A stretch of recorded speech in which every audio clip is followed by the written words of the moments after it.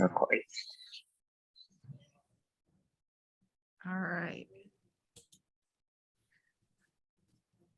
Okay, so I want to welcome everybody to the July Renewable Energy Working Group monthly webinar series. We're really excited today to have Sawyer with us from West Incorporated. Paul is a research biologist with Western Ecosystems Technology Incorporated, where he leads several long-term studies focused on migration ecology and potential impacts of energy development on big game. Paul is also an adjunct assistant professor of zoology and physiology at the University of Wyoming and serves on the USGS corridor mapping team.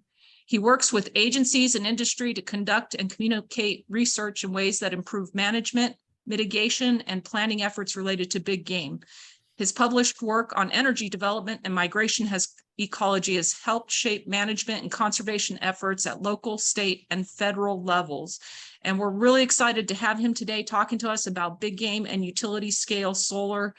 And with that, if you have any questions, feel free to stick them in the chat as Hall's going along. He said this is just over 20 minutes. So we'll have plenty of time for questions at the end, but feel free to put them in the chat box so we can make sure we get everybody addressed. And continue to introduce yourselves and interact in the chat. We welcome that as well. All right, Hall, I'll go ahead and turn it over to you. Great. Thanks, Susan. If there's any problems with my audio or slides, please just jump in and let me know. Well, I want to thank everybody for carving out a little bit of time for me today. And I just want to take about 20 minutes or so and talk about an emerging issue that's really becoming more and more important for big game management. And that is the trade-off that we now face with utility scale solar development and our ability to continue to provide ungulates with adequate habitat. We recently published this work in Frontiers in Ecology and the Environment. If folks are interested in the details, glad to pass that paper along. Before I get started, though, I do want to point out that this is the first study ever published on solar development in big game. This is an industry-funded study. And so I think really both the solar industry and the Wyoming Game and Fish Department really deserve a lot of credit for this. That's on top of the fact that this was the first utility scale solar project ever constructed in the state of Wyoming. So kudos to 174 Power Global and Clenera and the Game and Fish for really being leaders on this topic. All right, well, to jump in, I think we're probably all aware now that solar energy now offers a really efficient and cost-effective means to achieve renewable energy standards in the US, but more broadly, help reduce global carbon emissions globally. And because of this, solar energy is on the rise. I suspect most of you saw the DOE report come out last fall that indicates solar will probably grow from 3% of the US electric supply today up to 40% by 2035. And so with this rapid and widespread deployment of utility scale solar comes a new set of wildlife and environmental challenges. And the potential impacts of solar development are not just from the PV panels that you see here, but actually for ungulates and other big game, it's from the security fencing that's required to be built around the perimeter of these projects, a requirement essentially of our national electric code. So in contrast to some of the smaller bodied species, whether it's a tortoise or a fox or ground squirrels that can easily move through these type of security fences, the larger bodied mammals, the ungulates and all the big game like deer and elk and pronghorn cannot. And so when we site these projects in big game habitat, we effectively remove, or it results in the direct loss of habitat. And if animals avoid any of this infrastructure, that can create additional indirect habitat loss. And then finally, depending on the size and configuration of the arrays, it can also create barriers that block movement or reduce landscape connectivity, which is super important for a lot of our ungulate herds. And across the West, most ungulate herds have both resident and migratory segments.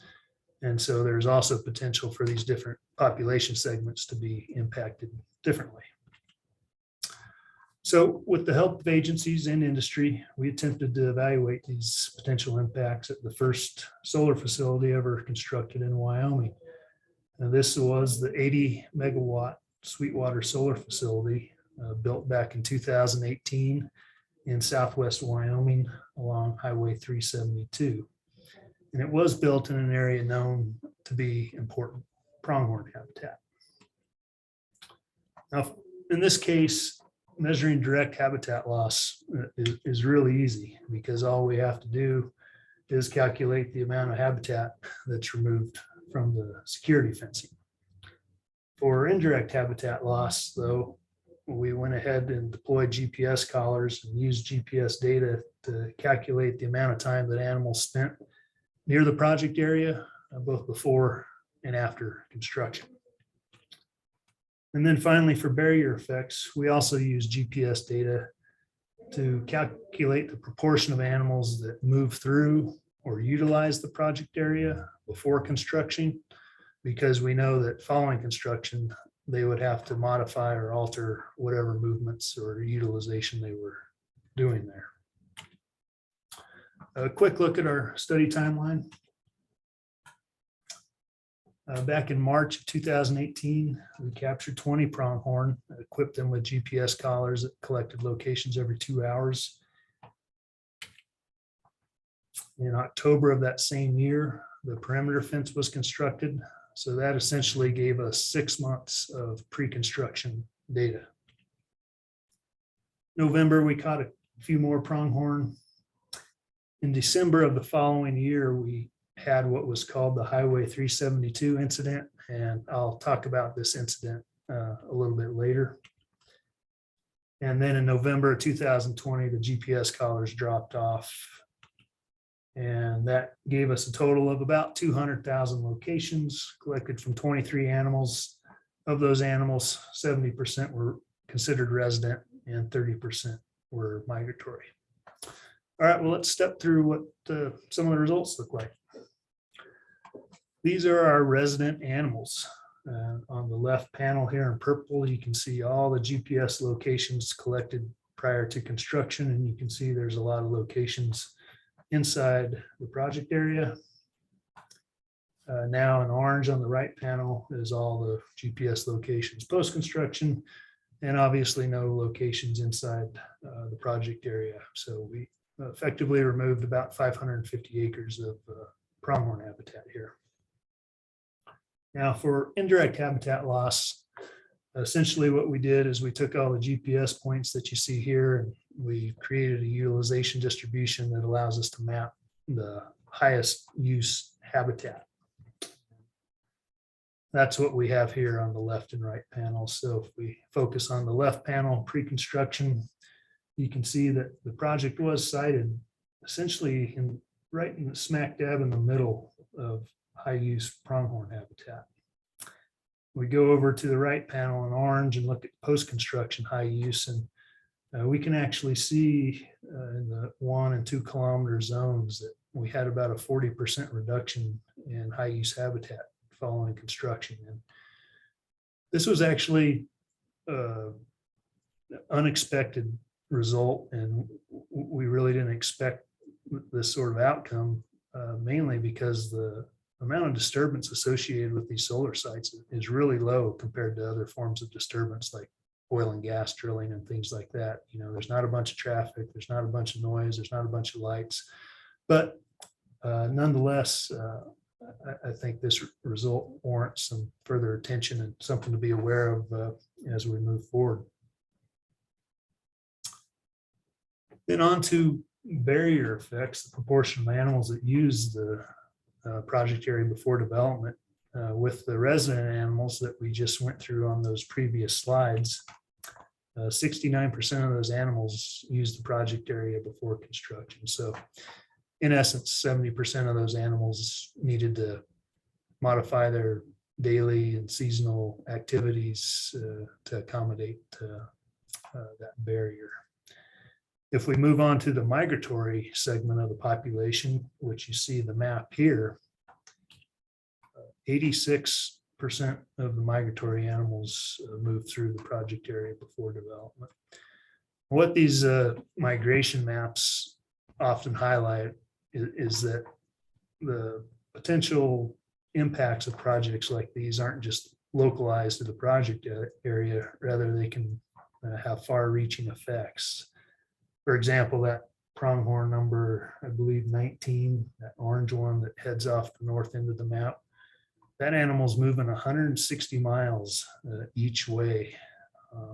And so, again, just highlights that these impacts aren't necessarily always localized. Now, in areas where there's a lot of pronghorn, like this part of Southwest Wyoming, there's also a lot of adjacent subpopulations. And we were fortunate enough to have collars on a subpopulation that is about 20 to 30 miles northwest of the project area. And these animals, 99% of the time, they always stay up there. But during periodic severe winter events that happen, once a year or once every 3 or 4 years, they do move or migrate southeast down along Interstate 80 through the project area to get away from those weather conditions. And we happen to have collars on this herd during one of those events prior to construction of the project. So we were able to estimate what proportion of these animals were also affected by some sort of barrier effects. And 57% of this herd was impacted. And so, again, the impacts aren't just on the animals that always utilize these areas. There's also various subpopulations that occasionally need to move through this area, and they can be impacted too. And it was these animals that only periodically migrate through this area that were involved with this Highway 372 incident in December of 2019. And so what essentially happened was hundreds of animals were moving south from this other herd.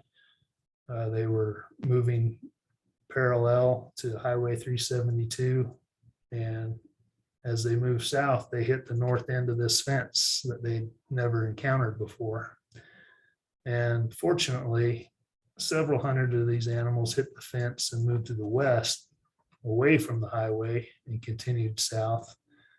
But unfortunately, several other 100 animals hit the fence and basically moved east to the highway right away, and it funneled them right out into the highway.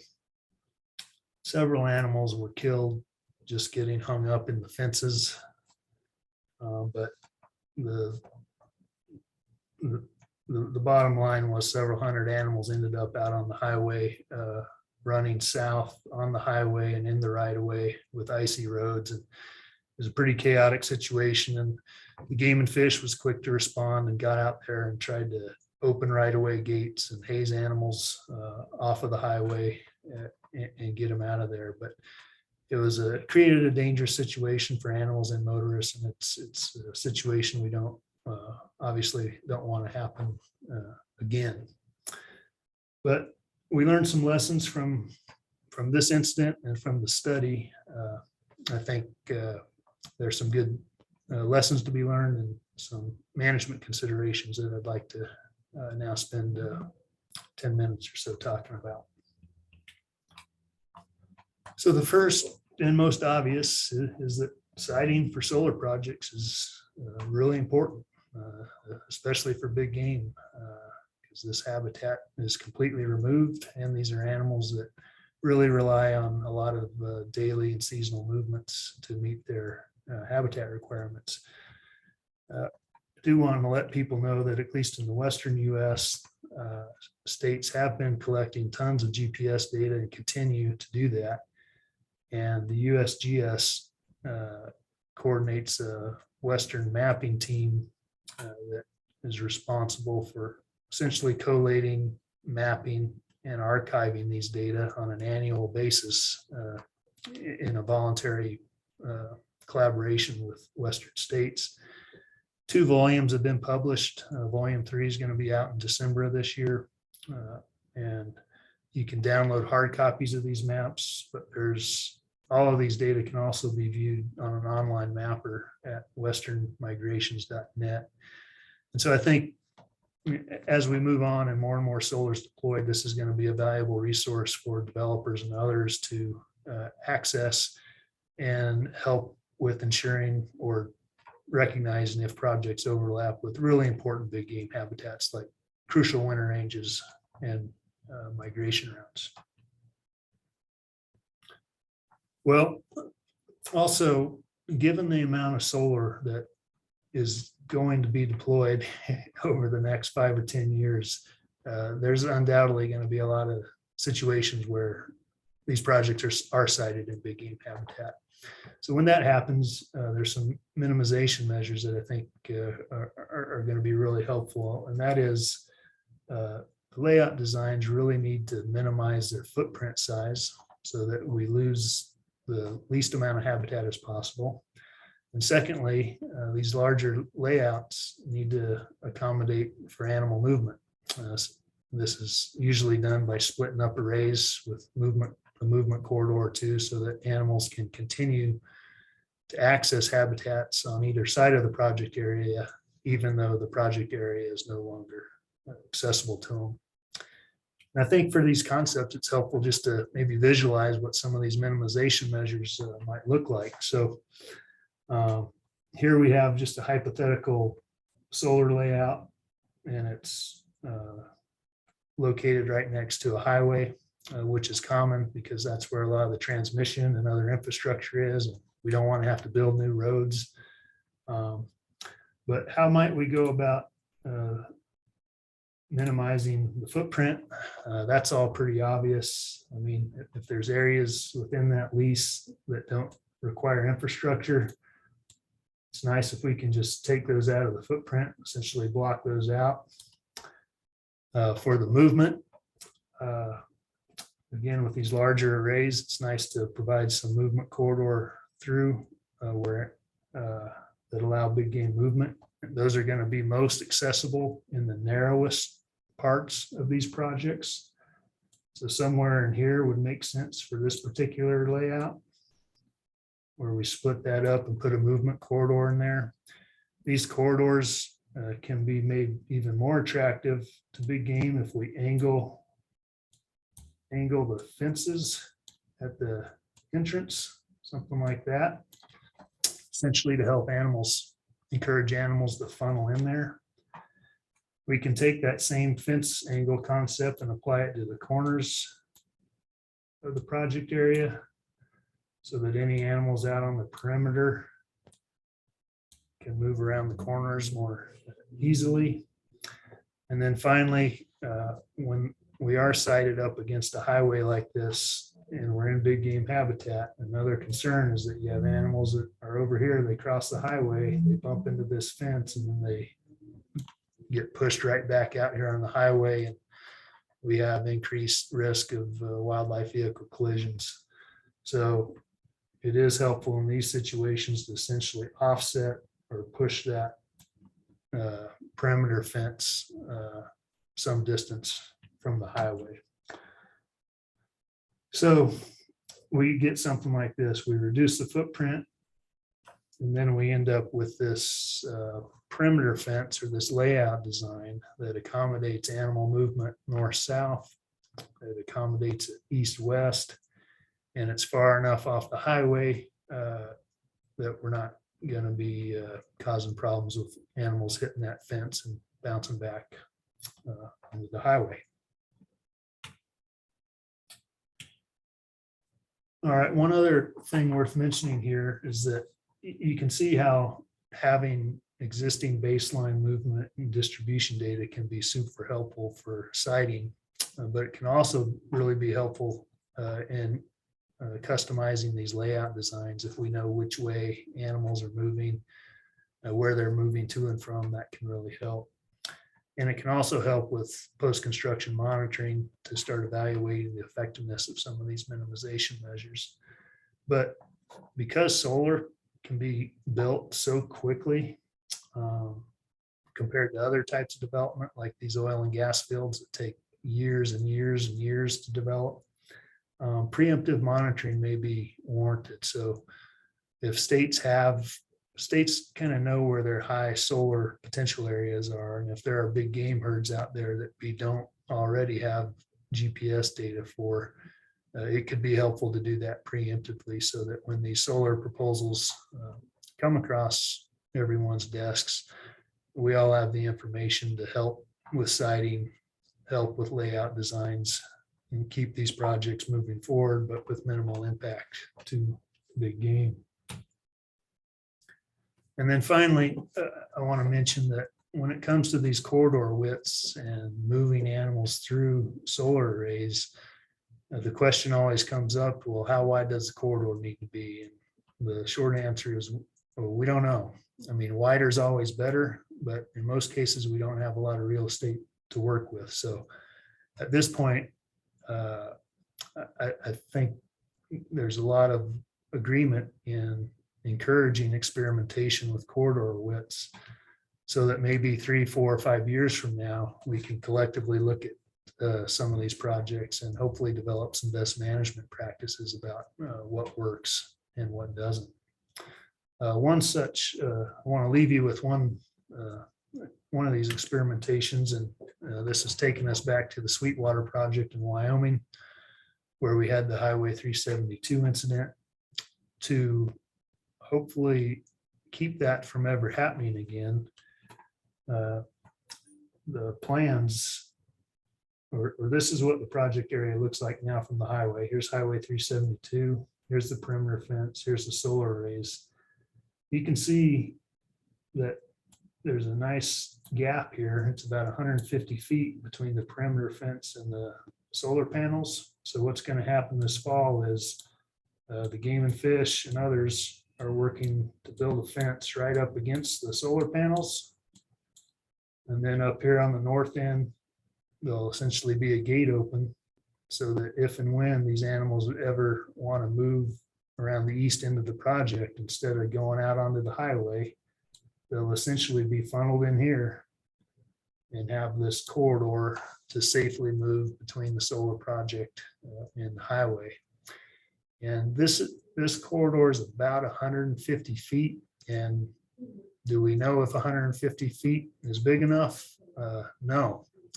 We think it'll work, but really there's only one way to find out. And hopefully this project is completed later this year, early next year. We'll have some monitoring ongoing after that to find out. And I think I'm going to leave it there for questions or comments. Oh, thanks, Hall. That was really fascinating. I know there's a lot of work that still needs to be done. We've got a few questions in the chat. I'm going to start off with one of my own. Has there been any discussion? I know there's probably not been any work done, but has there been any discussion about deterrence for these populations? You know, something visual or audio that could deter animals from even approaching these areas? Yeah, it's a good question. The short answer is no, not that I'm aware of. And I think maybe the challenge with that approach is that most of these ungulate species show really strong fidelity to both their seasonal ranges and migratory routes. And so they're not really wired to just move away from these areas that they've previously been using for years and years.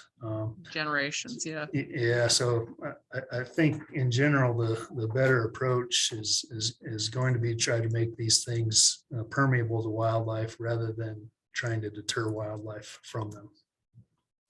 Okay. John, you had a question. You want to go ahead and unmute and ask it yourself? Yeah, sure. My question was just related to whether or not the smaller utilization distribution post-construction might have been related to visual disturbance. Are they visually disturbed by solar arrays? Yeah, that's a great question, John. And I wish I had the answer for you. We did notice that the reduction in use was on the northwest and the southeast side of the project area. And that's generally the movement direction that a lot of those animals are doing. So I think you're right. I think there could be potentially some sort of visual deterrence going on, but that was beyond the scope of this work. And all we have right now is, all we can do right now is speculate what that was about. But it was the same animals before and after. So the inferences are still pretty strong. Thanks. Janine, did you want to unmute and ask yourself your question? Yeah, hi. Thanks for the presentation. Super informative. My question was about the buffer distances from features like highways and the corridor sizes that are recommended. Do we have any existing literature to inform the appropriate size of those corridors or buffers that we should consider? Yeah, that's another really good question, and one that comes up almost on a weekly basis. And probably the best that we can do right now is drawing from some of our other roadway ecology work, where we have overpasses where we're trying to move large number of animals over these roadway systems. Most of those are about 150 feet. So I think in some of the discussions we've had on various projects, 150 feet has been like the starting point. But I think one of the confounding factors here is it depends on how far, if we're talking about a highway offset, how much of the project is adjacent to the highway. Are we talking about a half a mile? Or are we talking about 3 miles? Because 150 feet might be great for a half a mile or a mile. But if you're talking about 2 miles, well, then we probably aren't going to be about as confident as that. And the general rule of thumb is the further you need to move animals through, whether it's through the middle of an array or along a highway, the further we have to move animals, the wider the corridor should be. If it's just a smaller area, we can often get by with just a smaller corridor. But just so you know, one example that might be helpful is the Sweetwater project I just talked about. That 150-foot pronghorn corridor that's going to be available hopefully later this year, that runs for almost a mile. So we're really going to be interested to see if pronghorn use that. Some great points there. Tim, did you want to ask your question? Yeah, sure. Hey, Hal, thanks for the talk. It's great. You show some ideas for making corridors in Virginia. Have there been any new solar farms built with the corridors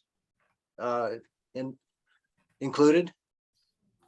Not in Wyoming, but there are projects in the works now that have corridors. Most of these are looking at the 2023 or 2024 construction. So we're still several years out in terms of having a better sense on how well they work and what widths work and for what species. But there are some really nice ones in the work. I know Arizona has a couple really nice ones going on down there. Yeah, I think we're going to have to do a whole lot of trial and error as we move forward.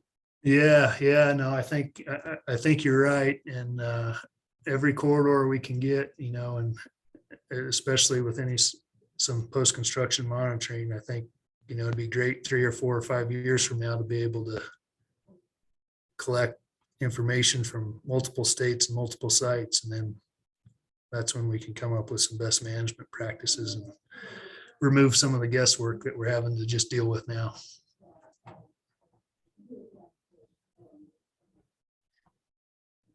Misty, you had more of a comment than anything. Did you want to follow up with any sort of question? Sure.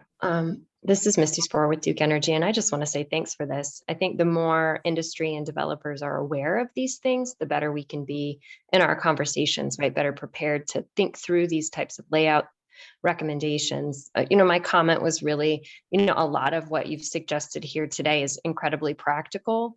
And I think that they're good ideas. There are other project constraints sometimes that come to the table. So whether it's, not maybe in Wyoming necessarily, but in other sites with big game movement corridors, there may be pollinator scorecards where we're trying to set aside long strips of pollinator habitat that may or may not be necessary to be in the fence or out of the fence, or there may be equipment requirements or block requirements or electrical infrastructure requirements that may constrain us in certain places as developers. And I think an ongoing open dialogue is excellent. And so I just want to say thank you for presenting this information today and coming through with some really practical approaches. And it sounds like there's a lot of really good teamwork happening here between Wyoming researchers as well as the developers. So that was really the gist of my comment. So thanks all.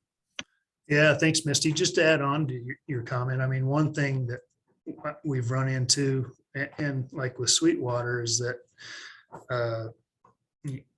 when a developer leases an area, they're thinking about it in terms of we need X number of acres to generate X number of megawatts. And by the time we get to the point where this issue might arise, then sometimes there's not much wiggle room to actually work with. So yeah, I think you're right, boy. The more upfront we can be about some of these issues, the better planning we can have through the whole process.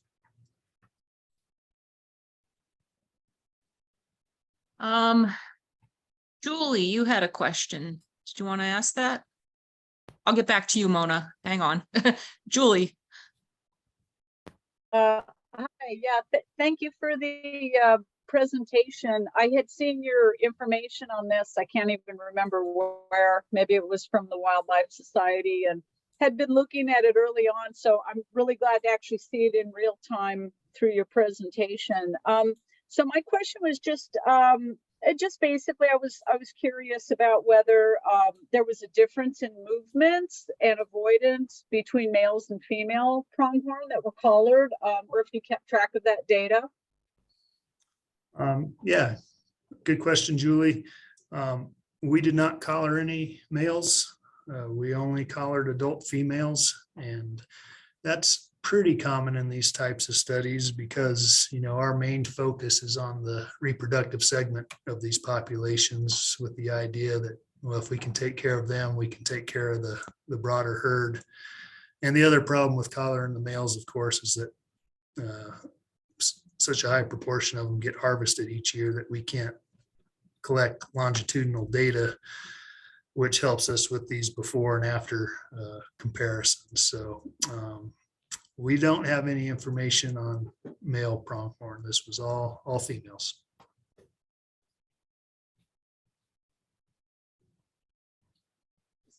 Mona, did you want to ask your question? Yes, thank you. Great presentation. I have a couple of questions. One was related to Misty's, and Misty kind of set it up really well, is to better understand the constraints that were in play in this setting. And then another question, so basically it was kind of understanding why that location was chosen, given some background information that it seems like the developer had, as well as the state and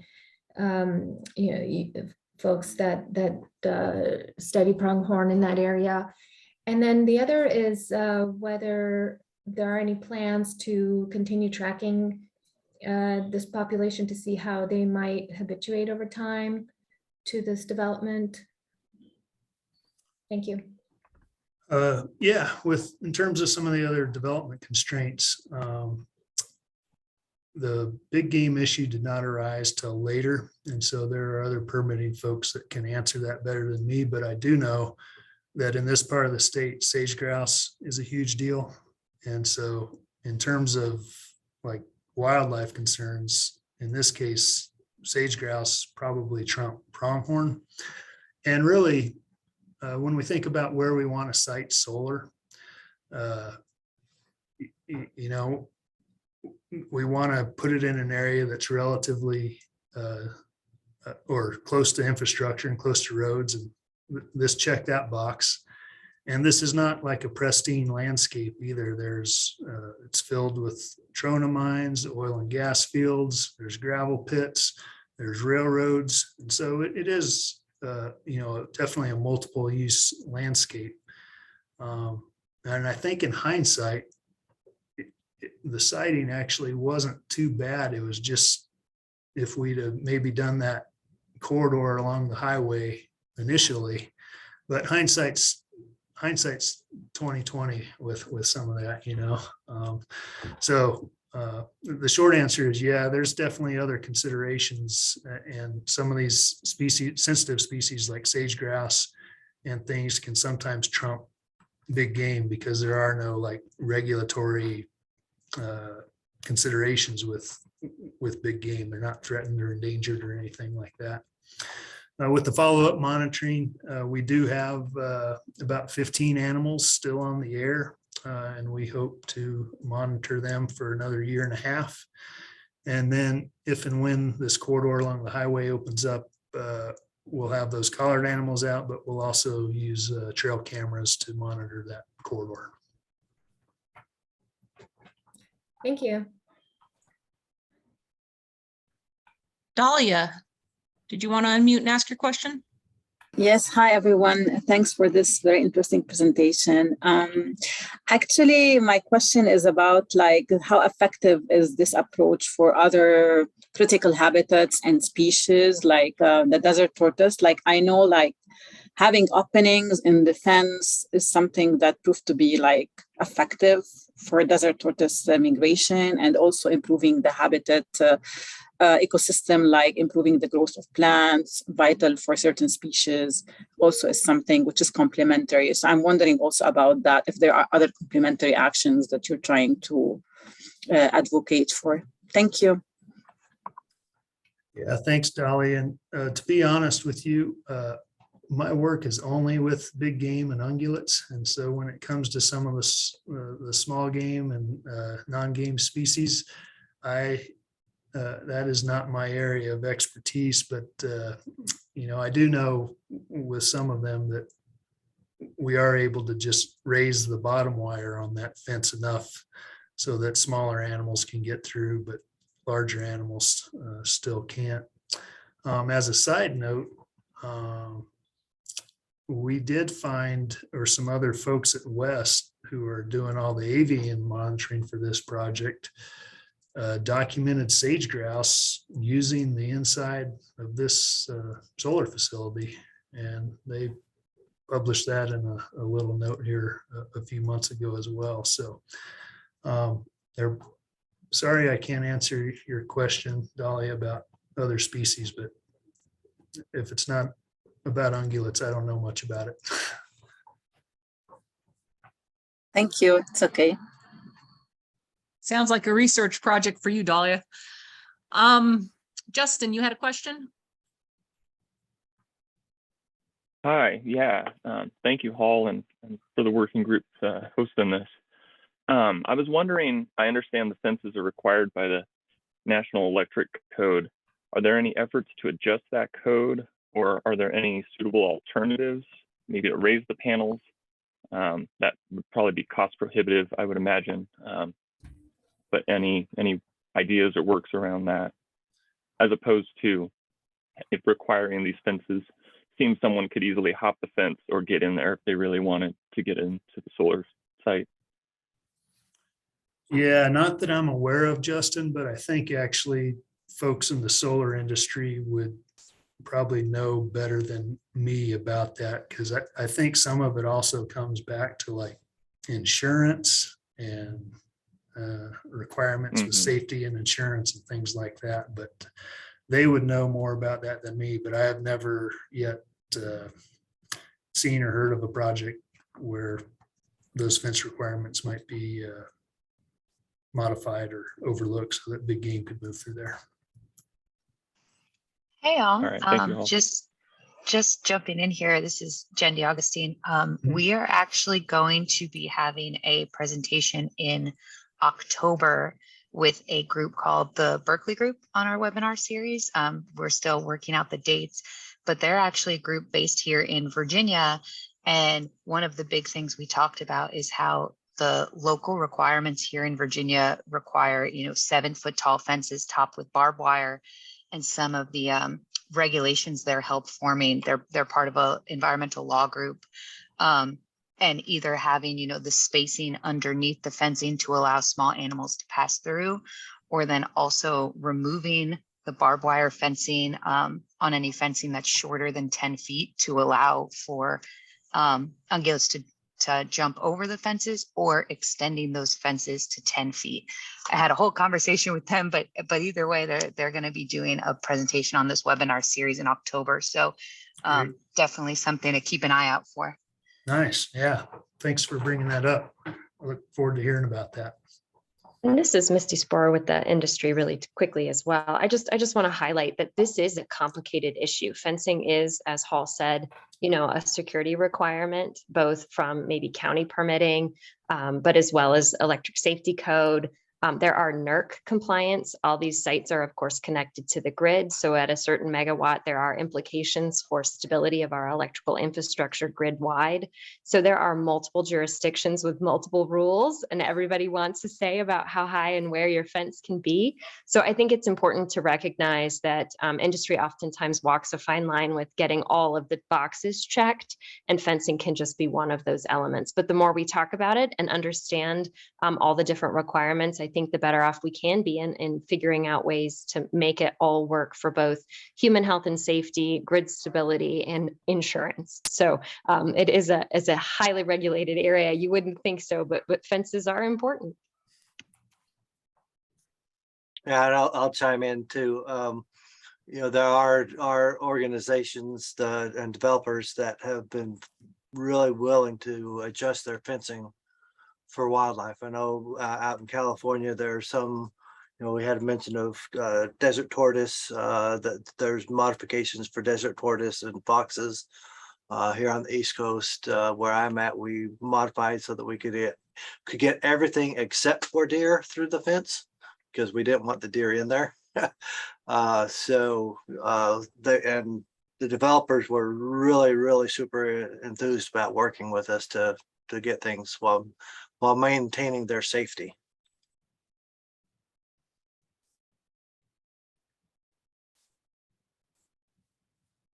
This is a great discussion, you guys. I think there's so much we can be doing with industry at the early stages of this to be addressing both the industry constraints as well as the wildlife issues. So I encourage us to, not just use these webinar series once a month to talk about these things, but to continue these discussions online, or find ways to find some activities for the Renewable Energy Working Group to engage in these sorts of conversations. And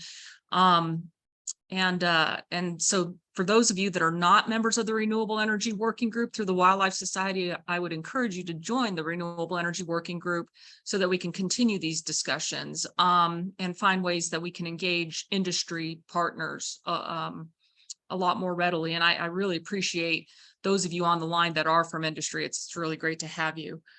Let me make sure I'm not, let's see, Julie, I think you had another question.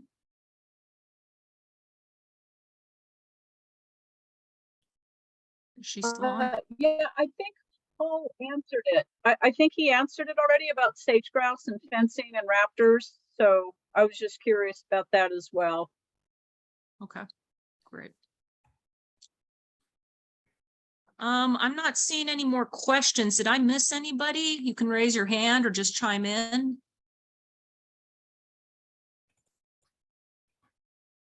Susan, I have another question. Sure. Thank you. Hall, if you could put in context a little bit more the populations of pronghorn or ungulates that are in the area. So, you told us that you had tagged about a little bit over 20 animals, and then you broke down which ones were resident, which ones were migrating herds. But was that sort of by chance that you ended up with more resident versus migrating, or did you plan it that way? Like, are there a lot more resident herds than migrating herds, or is it the other way around? Sure. Well, we estimate there's 500 to 700 animals in this general herd around the project area. And when we do the capture work, we're simply trying to capture in proportion to availability, or where there's more animals, we'll put more collars. Where there's fewer animals, we'll put fewer collars. And the idea there is to essentially hope that we get a representative sample. And so we weren't trying to get migratory animals or trying to get residents. We were trying to get a representative sample from that population. And ideally, we'd always have more collars, but we were happy with 23 collars. We think that ratio of migrants to residents is probably pretty accurate.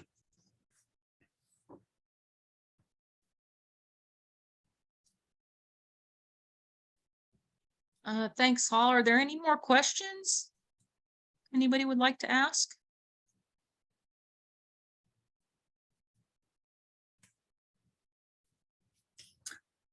Well, great. Well, thanks, everybody. And if anybody ever has any follow-up questions, or if I missed something, don't hesitate to reach out to me. So thanks. Yeah, I think you put your information. Did you put something in the chat there, Paul, that you wanted to talk about? I put a link to the paper, and my emails, my email's there as corresponding author if anybody wants to track me down. Okay, great. Well, I want to thank you again for your time today, and I'm trying to find the information for next month's webinar, but I don't have it in front of me. So typically these webinars are the last full week of the month. So keep your eyes out on the eWildlifer and your email. We've got a renewable energy working group email that comes out before these webinars are posted. So just keep your eyes on your emails and the eWildlifer for the next announcement. And other than that, does anybody have any closing thoughts or questions before we call it a day? I'm just wondering how to join the working group. I mean, we're part of the REY, but I'm sure that this is different. So I'm just like wondering how to join the working group.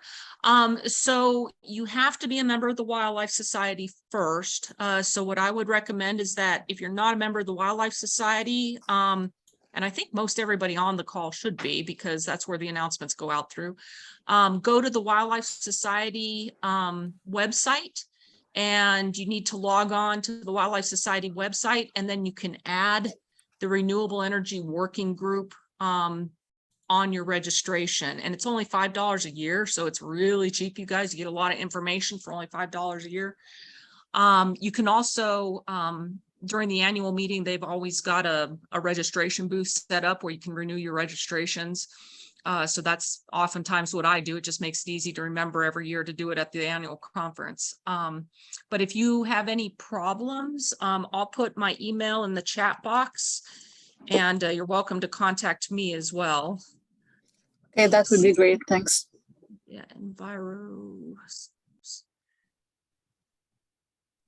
And just while Susan is doing that, our next webinar is going to be August 31st at 11 a.m. Again, I'll be sending out this information, but Sarah Fritz with Texas State is going to be talking on bats and wind turbines and deterrence and things like that. So definitely keep your eyes peeled for that information. Thanks, Jen. Any other closing comments or questions? Yes. Go ahead, Julie. Hi. Just real quick, I work for Cypress Creek Renewables, and I haven't been here for not quite a year yet.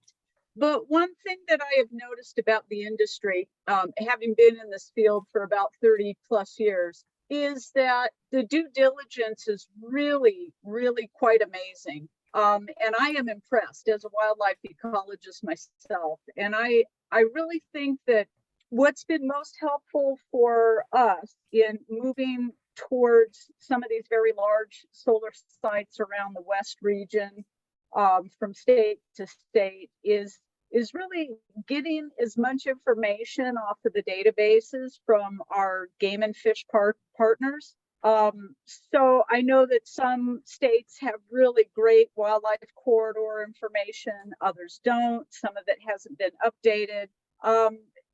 The more information that we can get up front during our due diligence really, really helps us and helps us guide the engineers in the design process on a lot of these sites. And so we do reach out quite frequently for consultations with wildlife agencies. And again, the more information we can have on hunting data and other aspects like that are very, very helpful for us, so that we can come up with the best plan possible.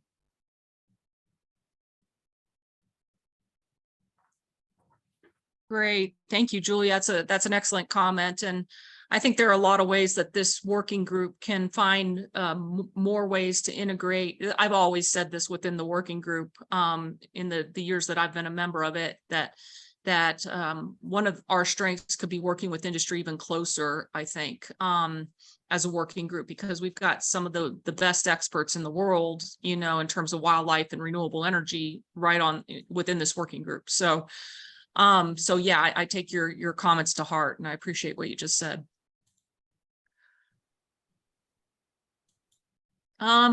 Okay, well, we are at the top of the hour almost, so I'll go ahead and say thank you again to Hall, and thank you to everybody for attending. This has been one of our most widely attended webinars up to this point, and we're getting about a quarter of our membership attending, just under a quarter of our membership attending these monthly webinars. So, I mean, that shows how popular these have been. So, and new members every single time, new people. So that's great. Give me an email, drop me an email if you got any questions, and thank you all for attending, and we will see you the end of August, hopefully. Thank you all. Thank you. Bye-bye. Bye-bye.